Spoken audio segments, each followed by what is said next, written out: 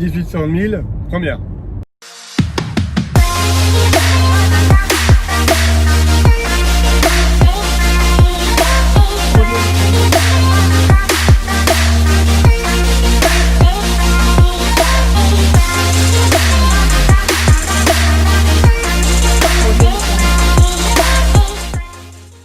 Allez, bienvenue dans cette nouvelle vidéo où je me retrouve aujourd'hui avec moi. Woman Invest. Vous avez pas entendu, elle a dit tout doucement. Elle est juste ici et aujourd'hui on va parler tranquillement, on est entre nous. Pas de chichi, pas de chouchou, pas de chacha. Par droit au but. Et on va parler aujourd'hui des relations, car vous êtes nombreux à nous dire ouais voilà moi c'est compliqué, j'ose pas en parler à mes parents, je veux investir dans l'immobilier, j'en ai parlé à mon collègue qui fait du foot avec moi, il m'a dit que c'était de la merde. On va parler du regard des autres sur vos investissements. Et en attendant, si vous n'êtes toujours pas abonné, on vous laisse vous abonner à la chaîne YouTube juste en bas. Il y a juste à cliquer sur s'abonner. Normalement, ça relève. Normalement, c'est quoi? C'est niveau 5 ans, 6 ans pour s'abonner à peu près. Si vous ne nous connaissez pas, on se présente. Honneur aux femmes. Ouais, bah moi c'est Maude, Woman Invest sur les réseaux. Donc j'ai 39 ans. Et oui, j'approche la quarantaine, hélas. Je suis conseillère en gestion de patrimoine. Et puis on est à la tête d'une tribu de 3 loulous et on investit dans les immeubles de rapport. Exactement, je m'appelle Laurent Boutillier, j'ai 38 ans et puis aujourd'hui effectivement on vit de nos revenus de notre parc locatif immobilier à travers cette stratégie d'investissement en immeuble de rapport. Alors on va parler aujourd'hui des relations parce que vous êtes nombreux à nous dire bah ouais, mais bon pour vous c'est facile, vous êtes ensemble, vous kiffez l'immobilier, c'est vrai que c'est facile parce que avant d'être ensemble on a eu une vie avant, passé. Toi, tu étais avec quelqu'un qui n'était pas forcément dans l'immobilier? Non, du tout. C'était d'ailleurs, voilà, on achetait la résidence principale, on l'a revendue pour en acheter une autre. Mais ça s'arrêtait là. Voilà, après d'investissement locatif, non, c'était assez compliqué. Moi, de mon côté, j'avais commencé à investir dans l'immobilier, mais j'étais avec quelqu'un qui n'était pas forcément fanat de l'immobilier, mais qui me suivait. Hein, il n'y avait pas de soucis, mais où on avait des horaires pour parler de l'immobilier. En gros, on pouvait en parler pendant qu'on dînait le soir, mais après, il fallait plus en parler, c'était plus le sujet. Et puis, on est aussi d'une famille, on va dire modeste, on a manqué de rien, mais ce sont des personnes qui n'ont jamais été entrepreneurs ni investisseurs. Donc voilà, on n'est pas finalement né avec une certaine connaissance et une certaine culture du patrimoine comme ça peut l'être aujourd'hui, comme ça l'est devenu en tout cas aujourd'hui. Oui, clairement. C'est vrai que moi j'ai eu une enfance avec un papa chauffeur-livreur, une maman assistante maternelle. C'était camping une fois par an au mois d'août. Et encore, tu avais de la chance parce que moi je ne partais pas en vacances. Oh, les seules fois, bah oui. Les seules fois où je partais on va dire à l'étranger ou même en voyage, c'est grâce à l'école quand il y avait les classes de voyage, la classe verte ou classe de neige. Sinon, l'été, j'allais parce que moi je suis bretonne, mais j'allais au Cap Armor, ça s'appelle. Et en fait, c'était une activité c'était un centre un petit peu pour les jeunes. Et c'est là, par contre, où j'ai fait énormément de sport que je n'aurais jamais fait autrement. Donc pas de parents investisseurs, pas de vacances et en plus bretonne.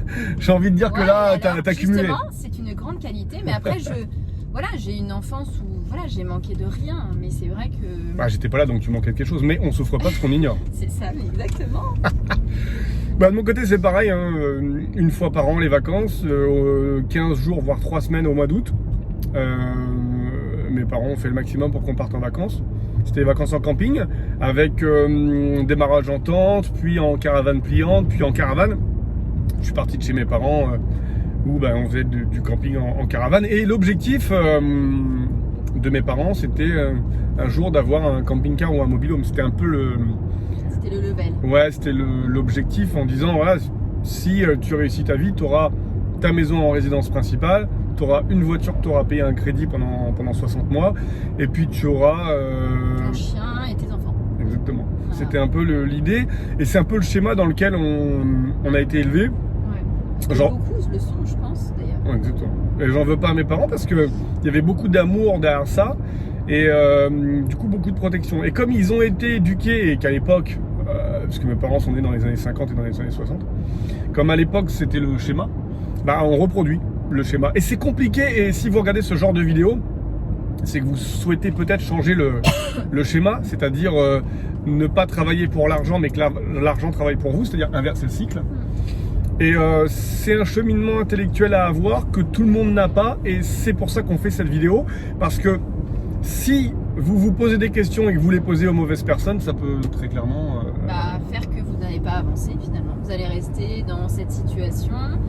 Et puis encore une fois, quand on ne maîtrise pas, quand on ne sait pas, on a une tendance à avoir peur et on n'y va pas du coup, tout simplement. Moi je me rappelle, quand j'étais gamin, je faisais de l'athlétisme. Et j'avais quoi 18, 19 ans, c'était mon premier investissement. Et je me rappelle en avoir parlé à un mec qui courait avec moi. Alors lui il faisait du 5 km, moi je faisais du 400 mètres. Et limite, je lui dis je vais investir dans l'immobilier. Non mais attends, t'es complètement fou. Et si t'arrives pas à payer ta maison, comment tu vas faire et machin, c'est sûr. C'est encore une fois quand on se pose des questions, je pense qu'il faut savoir les poser aux bonnes personnes. C'est-à-dire qu'aller voir quelqu'un qui n'est pas du tout ancré investissement immobilier, je pense que ça peut... Vous risquez d'avoir que des objections, Ouais. des freins, des excuses, des peurs. En fait, que du négatif qui vous fera pas avancer. Et des jaloux. Et Ils alors disent, là, des ah bah jaloux. non, s'il y arrive, il est pas Alors bon. là, alors là. Et même après, une fois que vous aurez investi, de toute façon, il faut savoir que vous allez forcément jalouser. Ça, c'est clair. C'est, je pense d'ailleurs, dans la mentalité française, quand on réussit, c'est compliqué. Ça, faut le savoir. Ça peut être difficile d'ailleurs parfois psychologiquement, et c'est pour ça qu'il faut faire attention à qui l'on parle, ou alors il faut justement, toi tu arrives assez facilement à finalement mettre des œillères, c'est comme ça. De toute façon, on n'empêchera pas les gens de critiquer, les gens de jalouser. C'est toujours plus simple que de faire ou de savoir faire en fait. Ah, mais je mets des œillères aujourd'hui et j'y arrive. Oui. Et parce que tu as été confronté aussi à pas mal de... Parce que j'ai eu des moments de ma vie où j'avais de l'argent, des moments où j'en avais pas du tout, des moments après où j'en avais plus du tout. J'étais très irrégulier par le passé. Parce que à la base, assez mauvais gestionnaire. Très mauvais gestionnaire à la base, donc j'ai travaillé... Grâce à qui? Grâce à toi, j'ai travaillé à ce point. Et il faut savoir que les gens m'imaginaient toujours avec beaucoup d'argent. Oui. Alors qu'il y a des... Alors que pendant un moment... Il y a tu vivais... Exactement. Et en fait, c'est la vision que les gens ont sur vous. Donc, quelquefois, elle peut être faussée. C'est-à-dire que moi, il y a des moments dans ma vie où j'étais plus qu'à découvert.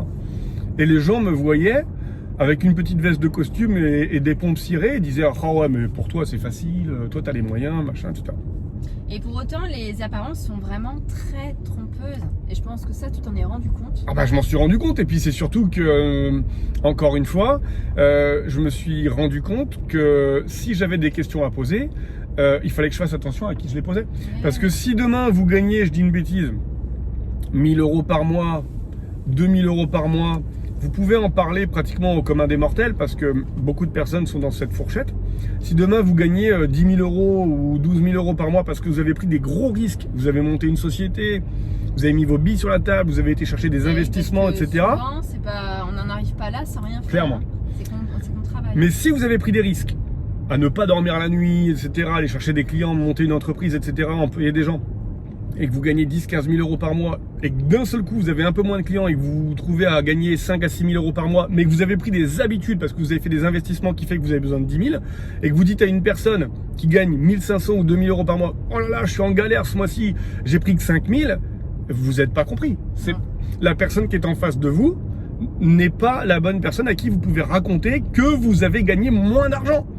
Or, cette personne-là ne prendra jamais les risques que vous avez pris auparavant. C'est-à-dire que si aujourd'hui, vous décidez d'investir dans l'immobilier et que vous allez en parler à quelqu'un qui n'a pas du tout d'immobilier, il est clair que cette personne-là, ne comprenant pas et ne sachant pas ce dont vous parlez, n'aura pas les bons conseils à vous apporter. Et pour vous protéger, si elle vous aime, elle vous dira n'y va pas.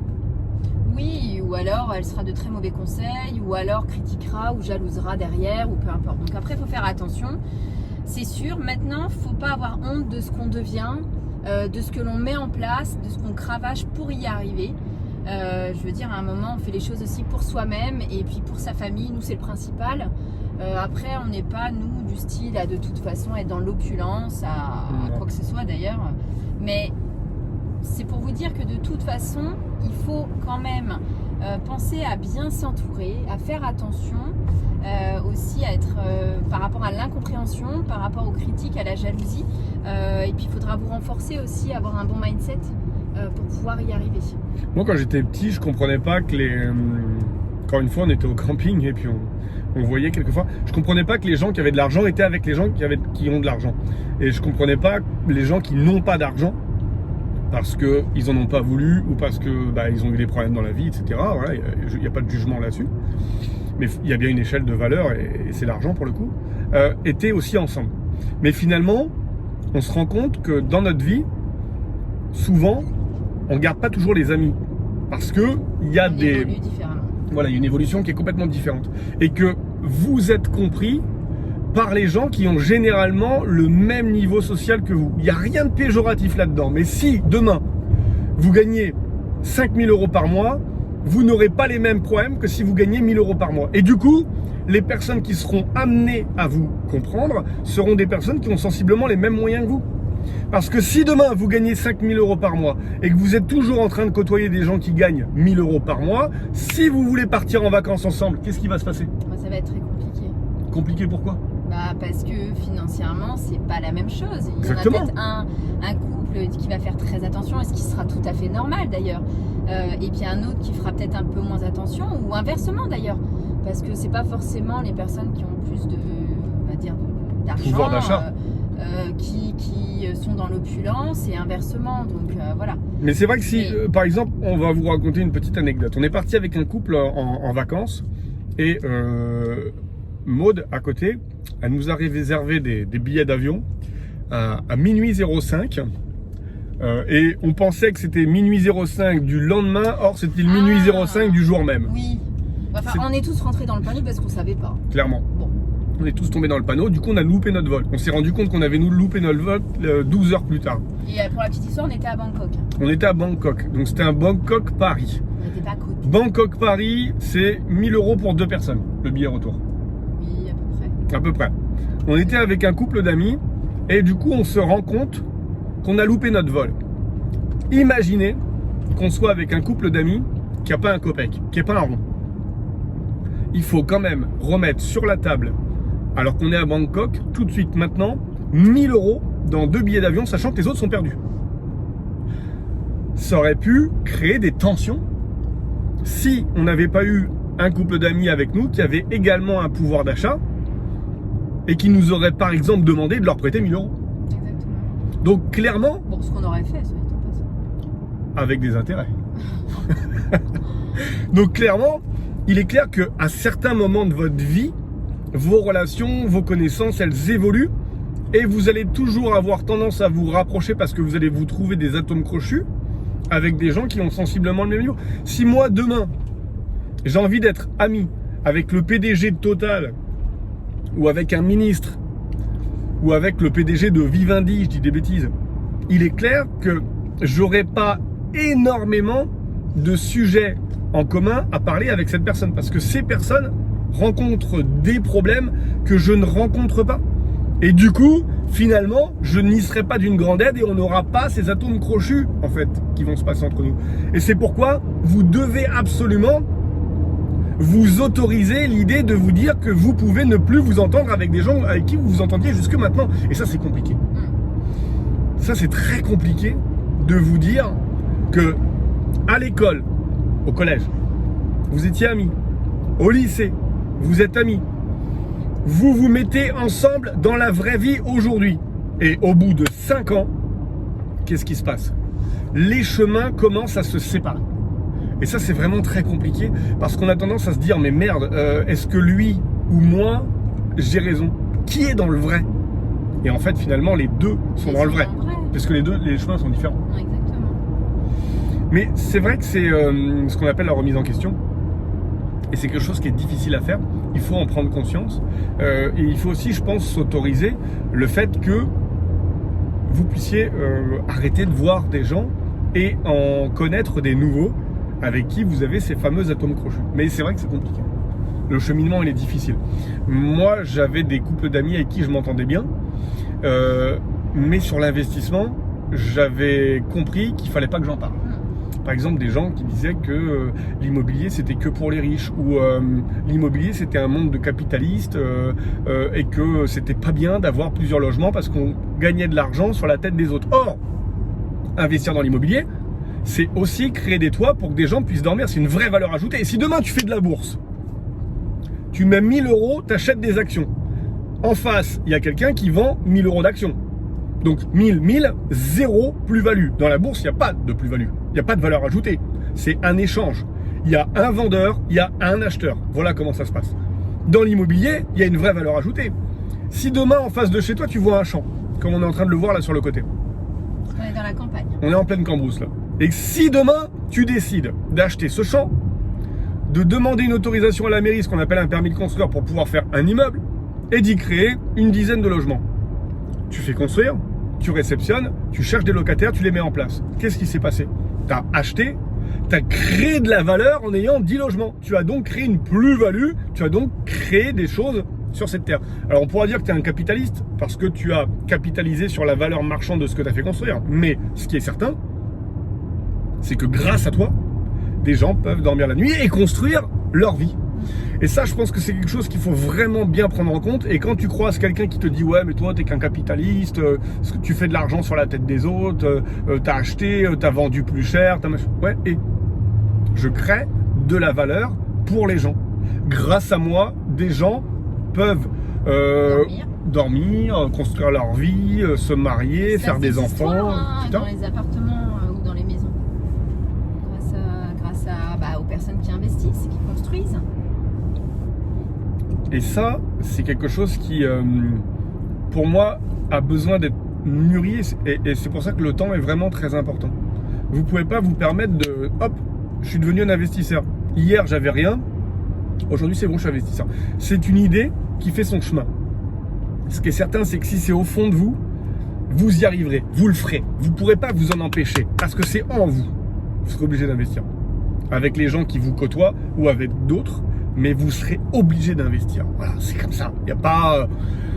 C'est en vous, il faut que ça sorte.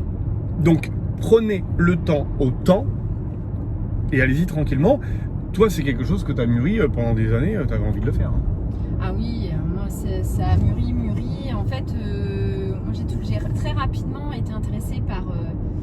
déjà par la gestion de patrimoine, puisque je suis arrivée dans le domaine bancaire maintenant, il y a... un certain nombre d'années et ça fait 15 ans et en fait très rapidement je suis arrivée, j'amenais finalement mes clients à l'immobilier alors qu'ils venaient me voir pour toute autre chose, mais je suscitais finalement l'envie, le besoin d'investir parce que finalement il y avait énormément de points, d'intérêt finalement pour le client que je trouvais.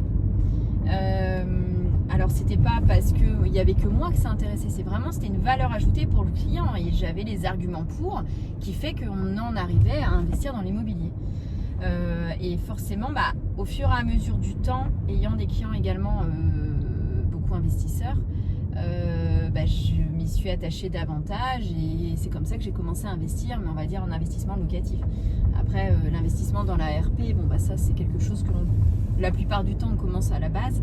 Mais en tout cas, moi je m'y suis intéressée très rapidement et j'ai pu vraiment développer de façon importante une fois que finalement ma vie derrière était passée.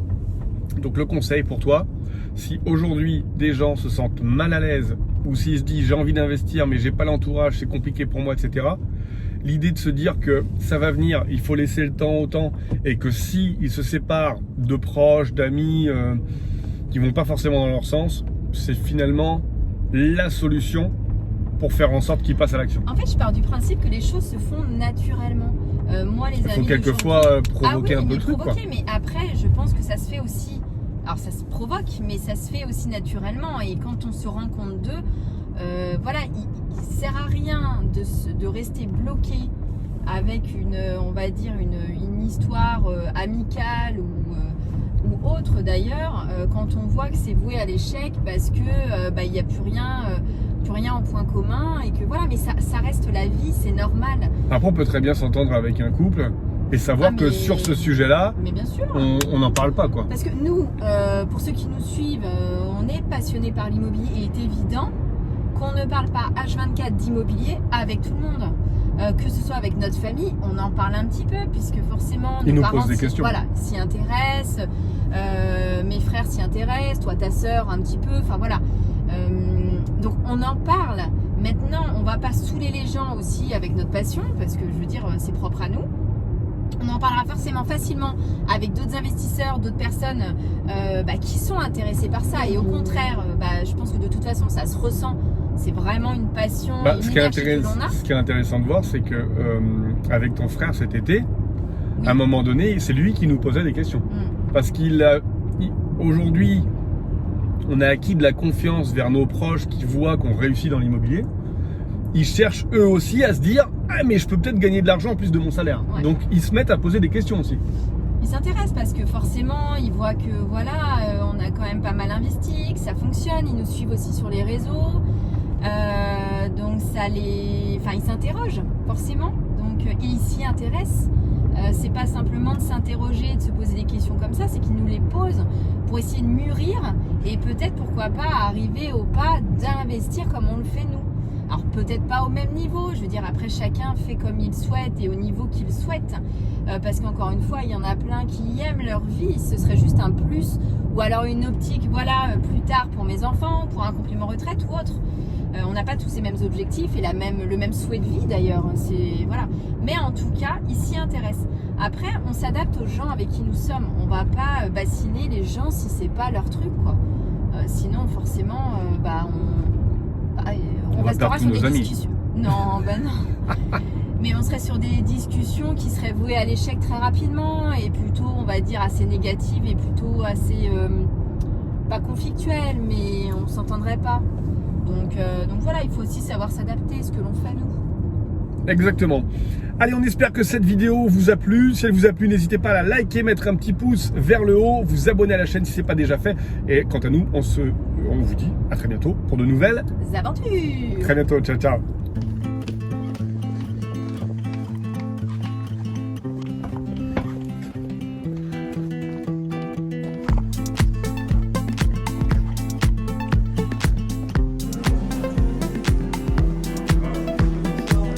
Bonsoir.